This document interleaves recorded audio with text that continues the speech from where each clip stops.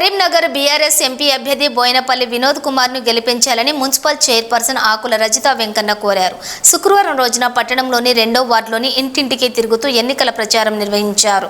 Municipal chairperson ఆకుల రజిత వెంకన్న మాట్లాడుతూ పల్లెలు పట్టణాలు అభివృద్ధి సాధించాలంటే బీఆర్ఎస్ పార్టీతోనే సాధ్యమన్నారు. ప్రజా సమస్యల పరిష్కారం కోసం వినోద్ కుమార్ ను అధిక మెజారిటీతో గెలిపించాలన్నారు.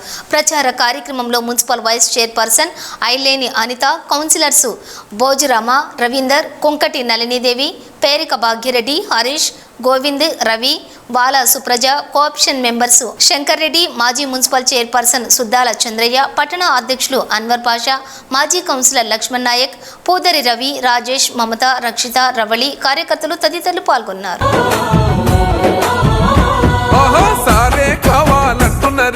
తెలంగాణ పల్లెలల్ల మల్ల కారే రావాలంటున్నరే, తెలంగాణ జిల్లలలో సారే కావాలంటున్నరే, తెలంగాణ పల్లెలల్ల మల్ల కారే రావాలంటున్నరే, తెలంగాణ జిల్లలలో ప్రత్యేక రాష్ట్రం